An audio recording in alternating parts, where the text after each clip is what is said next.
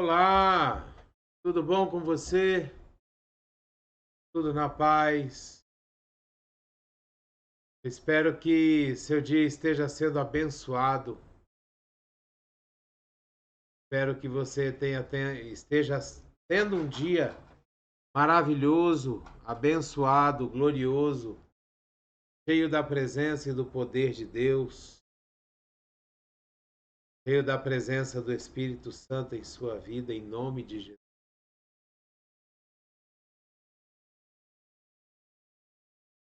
Hoje eu quero falar com você sobre um texto que está no livro de Salmos, no capítulo 42, versículos 7 a 9.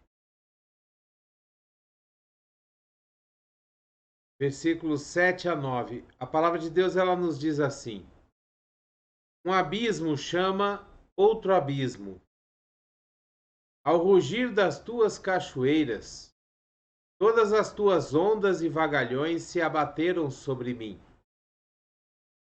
Conceda-me o Senhor o seu fiel amor de dia, e de noite esteja comigo a sua canção.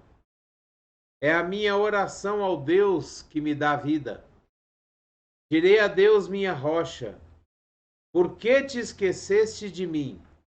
Por que devo sair vagueando e pranteando, oprimido pelo inimigo? Hoje eu quero destacar e falar mais sobre esse versículo 7. Ele diz assim: um abismo chama outro abismo. O que Deus está querendo dizer na sua palavra com relação a isso? Que um abismo chama outro abismo. O salmista aqui, ele tá nos dizendo, ele está querendo dizer aqui que um pecado, quando ele não é confessado, quando ele é mantido, quando ele se repete, ele sempre vai chamar um outro pecado. Por conta de um pecado, você sempre vai cometer outro, e outro, e outro, e outro, até que você finalmente caia em si e se arrependa. E retome lá onde você caiu. Retorne lá onde você errou. E recomece a partir dali. Sabe, eu tenho visto muita gente mentindo para si mesmo, tentando se enganar, achando que pode enganar a Deus. Achando que porque fala sobre Deus, achando que porque manda algumas mensagens bonitas a respeito de Deus, achando que porque faz algumas obras que, se estivéssemos andando no caminho do Senhor, agradariam a Deus. Eles acham que por esse motivo eles estão livres e podem enganar ou fazer com que Deus não olhe aquilo que eles estão fazendo. Mas eu quero dizer que essas pessoas estão mentindo para si mesmas.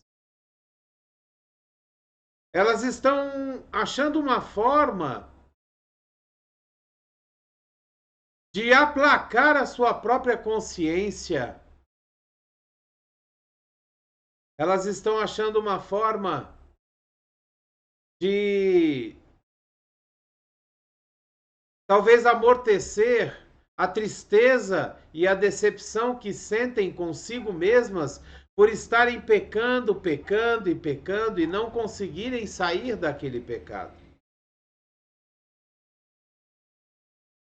Mas eu quero dizer hoje que nós não conseguimos enganar a Deus.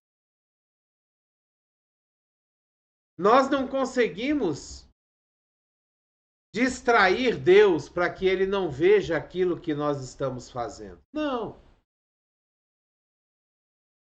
Não existe uma forma aonde você possa se esconder. A palavra de Deus diz que se nós estivéssemos no mais profundo dos mares, ainda assim Deus aí nos estaria olhando, nos estaria observando e estaria vendo o que nós estamos fazendo. Não existe como se esconder de Deus. E enquanto nós praticamos as nossas iniquidades, aquilo que nós achamos que está certo, mas que na realidade entristece e vai contra os princípios de Deus, sabe? Enquanto nós não nos arrependemos, nós vamos caindo em novos tropeços e talvez tropeços até maiores do que aquele que nós fazemos. Até nós chegarmos numa situação aonde não tem mais para onde correr. E nós precisamos ser confrontados, e nós precisamos nos arrepender, e nós precisamos voltar para a presença de Deus e nos colocar diante dele,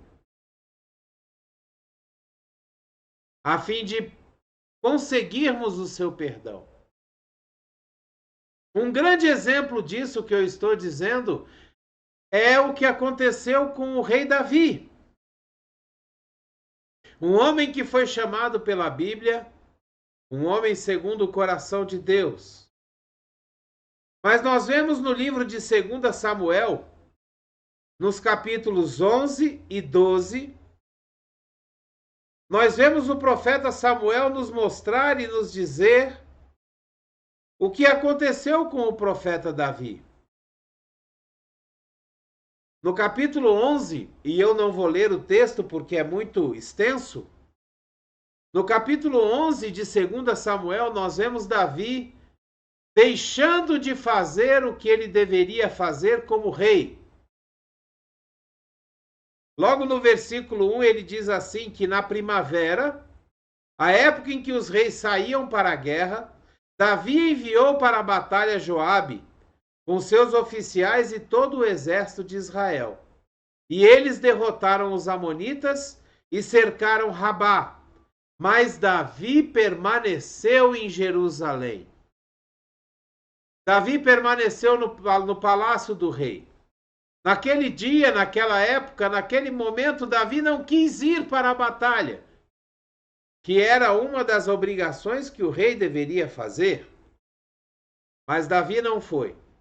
Ele ficou no palácio. E a palavra de Deus nos diz que uma certa tarde ele estava andando e passeando pelo palácio quando ele vê uma mulher muito bonita, muito formosa, tomando banho, nua. E aí ele procura saber quem ela é. E as pessoas que conhecem ela dizem ao rei, é Batseba, esposa de Urias, aquele que vai adiante do teu exército. Mesmo assim, Davi manda chamar Batseba, manda que os servos dele tragam ela para ele, se deita com ela, tem relações sexuais com ela e a despede e manda ela para casa. Ao passar de um tempo, Batseba manda um recado para Davi. Olha, eu estou grávida. Nós podemos perceber aqui que um abismo já começa a chamar um novo abismo. Primeiro foi o adultério, o primeiro abismo, o primeiro pecado.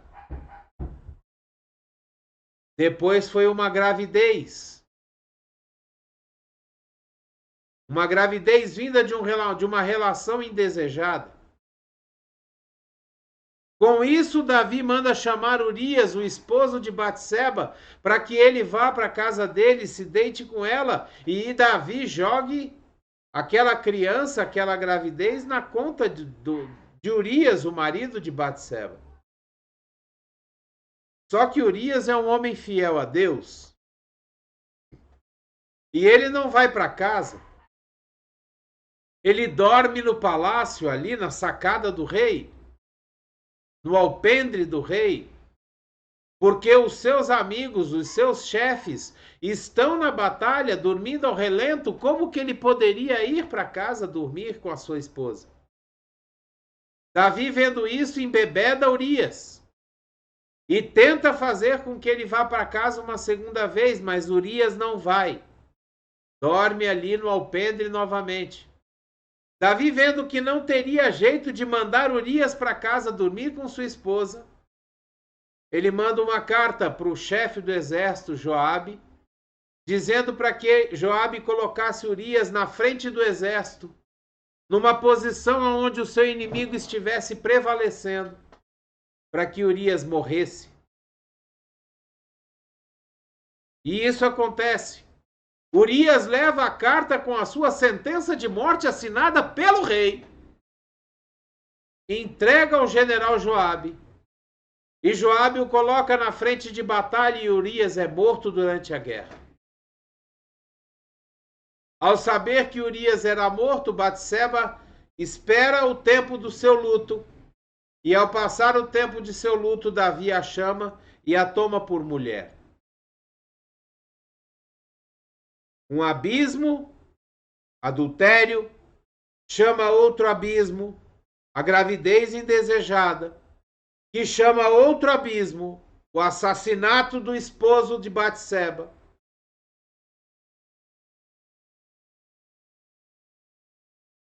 Até que nós vemos o profeta Natã, através de uma palavra de Deus, vir confrontar o rei. Só que Davi era realmente um homem segundo o coração de Deus. Ao ser confrontado pelo profeta, ele se arrepende. Ele se ajoelha, bota a boca no pó e ora a Deus pedindo perdão. E Deus o perdoa. Porque Deus nos perdoa todas as vezes que nós pedirmos perdão. Todas as vezes que nós buscarmos a Deus em busca de perdão, Deus vai nos perdoar. Deus vai nos usar da sua misericórdia e vai nos trazer perdão e vai nos chamar de filhos novamente e nos trazer para a sua comunhão de novo. Só que nós vemos aqui uma coisa muito interessante.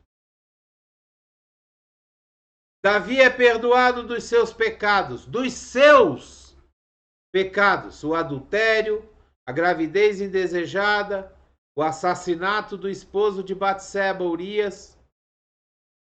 Mas Deus não retira de Davi as consequências do seu pecado.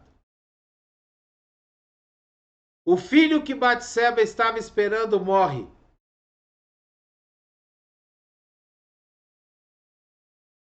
A família de Davi fica praticamente destruída, porque a palavra de Deus diz que a espada não se apartou da casa de Davi.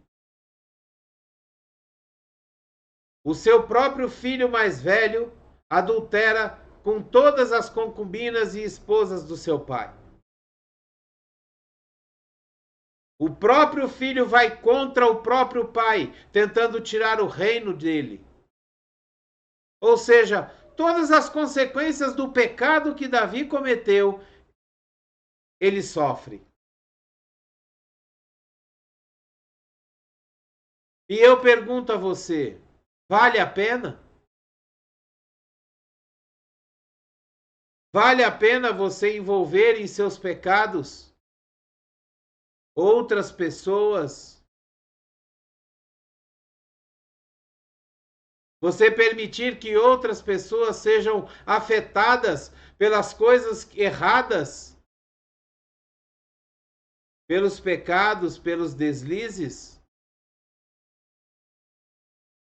Muitas vezes nós não entendemos porque no corpo de Cristo as coisas não acontecem, dentro de uma igreja as coisas não fluem, não vão para diante. E aqui está o motivo. Nós fazemos parte de um corpo. Nós não vivemos sozinhos. Nós não somos isolados em nossa própria vida.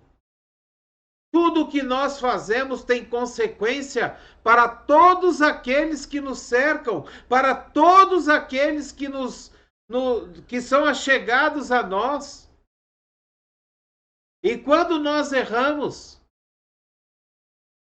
nós prejudicamos todos aqueles que estão à nossa volta. Nós estamos vendo isso acontecer no nosso país hoje.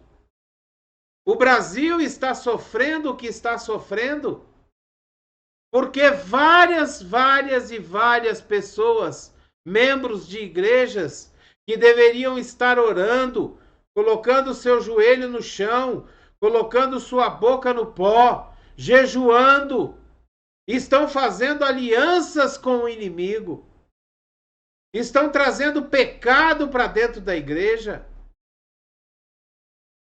E aí não entende por que as coisas demoram a acontecer. Porque nós fazemos parte de um corpo. Nós fazemos parte de um todo. Nós não somos um todo em nós mesmos. A vida não gira ao redor de nós. E nós não temos o direito de prejudicar o corpo todo. Com os nossos pecados, com os nossos erros, com as nossas falhas, com aquilo que entristece o coração de Deus. Então nós precisamos ir até Deus o mais rápido possível. Se arrepender dos nossos pecados, das nossas falhas, nos colocar diante de Deus para receber o seu pecado, o seu perdão, a sua misericórdia. Receber dele aquilo que nos trará saúde, restauração, para que nós possamos ter a nossa vida restaurada.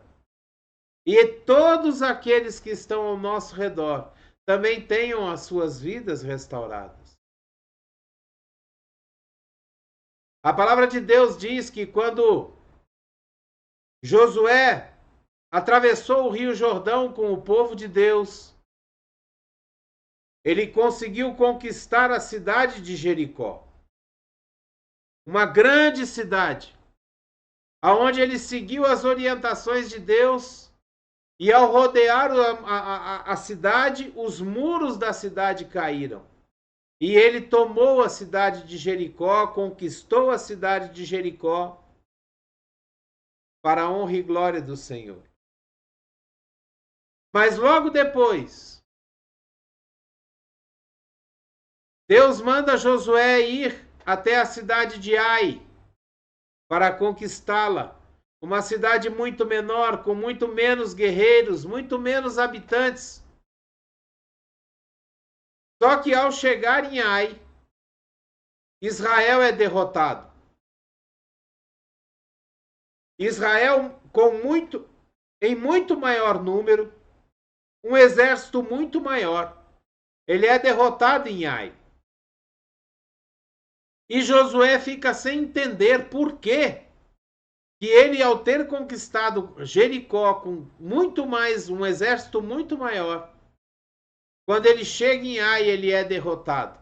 Ele não entende e ele vai para a presença de Deus. E Deus fala para Josué: você foi derrotado porque existe maldição no meio de Israel. E Josué continua sem entender. Mas Deus diz a ele: quando vocês tomaram Jericó, eu ordenei que de Jericó não se pegasse nada, não se tomasse despojos, não se pegasse tesouros, não se pegasse nada de Jericó. Mas uma pessoa no meio de Israel pegou coisas malditas, amaldiçoadas, do meio dos despojos de Jericó. E enquanto essa maldição estiver com essa pessoa, você não ganhará mais nenhuma batalha, porque eu não estarei mais no seu meio. Enquanto uma única pessoa estiver guardando maldição, eu não andarei no meio do meu povo. Então Josué chamou o povo de Israel, lançou sortes e chegou até a pessoa que realmente tinha guardado uma capa, ouro e alguns pertences do povo de Jericó que ele tinha tomado. E Josué pegou aquela pessoa, pegou todos aqueles utensílios, pegou a sua família, levou para fora do arraial e ali matou aquela família. Tirou a maldição de sobre Israel. E aí ele foi até Ai, derrotou Ai, e derrotou as outras cidades, e foi tomando posse das outras cidades, porque foi retirado do meio do povo o opróbrio, o pecado, a maldição. Hoje, pela graça de Jesus, nós temos o perdão dos nossos pecados. Nós podemos ir a Deus através de Jesus. Através do sangue de Jesus, nós podemos ir até Ele, pedir perdão dos nossos pecados e nós receberemos a graça de sermos perdoados e de sermos novamente chamados filhos de Deus. E hoje eu quero te desafiar a que você realmente deixe o pecado de lado, a que você realmente deixe aquele pecado de estimação, aquela coisa errada que você não consegue deixar. Hoje eu quero te desafiar que você realmente esteja diante de Deus. Coloque diante de Deus as suas fraquezas, as suas falhas, e possa verdadeiramente ter uma vida de comunhão com Deus através do perdão dos pecados. Pensando no todo, pensando na igreja, pensando naqueles que te rodeiam, pensando naqueles que estão ao seu redor. Que você volte ao início, assim como Davi fez. Se arrependa dos seus pecados. Receba o perdão e a bênção de Deus. E a partir dali você recomece para ter uma vida abençoada, verdadeiramente abençoada.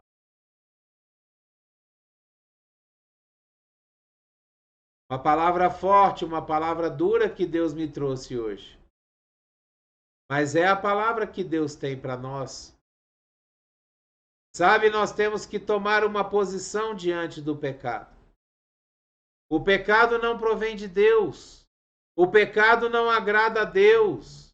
Não adianta, por mais que queiram atualizar a Bíblia, por mais que queiram criar leis que impeçam as pessoas de dizer que pecado é pecado. Por mais que considerem pecado que não é politicamente correto, isso não vai fazer com que Deus mude os seus princípios. Isso não vai fazer com que Deus aceite aquilo que ele não aceita. Isso não vai fazer com que Deus mude a sua palavra. Pecado continua sendo pecado. Apesar de muitos púlpitos hoje das igrejas não pregarem mais sobre pecado, gastarem o seu tempo pregando sobre vitórias sem fim, prosperidade financeira. Mas nós temos que pregar sobre a realidade de Deus. A realidade que o nosso país, que as nossas igrejas estão passando. É isso que Deus quer que seja feito. Deus deseja que o seu povo volte à santidade. Deus deseja que o seu povo volte a receber as bênçãos, as maravilhas. Deus deseja que as igrejas voltem a ser cheias do Espírito Santo de Deus. E as igrejas somos nós. Não os templos, não as paredes. Somos nós. Que nós voltemos a ser cheios do Espírito Santo. Que nós voltemos a ser guiados pelo Espírito Santo. Que nós voltemos a ouvir dos púlpitos das nossas igrejas o verdadeiro evangelho, a verdadeira palavra de Deus, para que nós possamos realmente levar as pessoas a serem salvas. É isso que Deus deseja de nós. Essa é a obra que nos foi dada. Não adianta você ficar esperando um show pirotécnico para que seja escrito nos céus aquilo que você precisa fazer. Não. Só existe uma obra a ser feita. Ide por todo o mundo. Pregai as boas novas do Evangelho. Fazei discípulos batizando em nome do Pai, do Filho e do Espírito Santo, para que todos sejam salvos. Essa é a única obra que temos que fazer. Eu desejo que a graça e a paz do nosso Senhor Jesus Cristo, o grandioso e infinito amor do Pai, a comunhão e as doces consolações do Espírito Santo estejam sobre a sua vida, sobre a sua casa, sua família, sobre aqueles que te rodeiam, sobre aonde você trabalha, sobre a sua empresa. Eu desejo que você seja tremendamente abençoado, mas eu desejo principalmente que você tenha a sua vida entregue verdadeiramente a Deus. Eu desejo principalmente que você pare de mentir para você mesmo, achando que porque você faz boas obras, achando que porque você manda mensagens bonitas para as pessoas falando de Deus, Deus vai fechar os olhos para as coisas erradas das nossas vidas. Não vai. Não vai. Não se engane. Não se engane. Deus não vai deixar de olhar os pecados como pecados.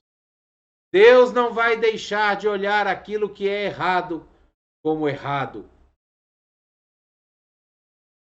Não vai.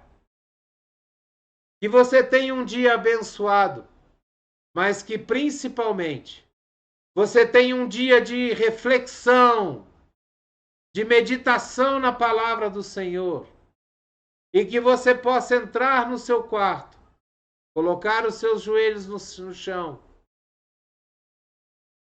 e analisar a sua vida. Analisar aquilo que você tem feito, aquilo que você tem colocado principalmente diante de Deus. É o que eu desejo a você em nome de Jesus.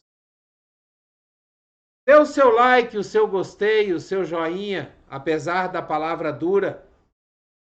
Se for do seu desejo, assine o canal. Pegue essa palavra, envie para todos os seus contatos, para as suas redes sociais. Seja um missionário de Deus.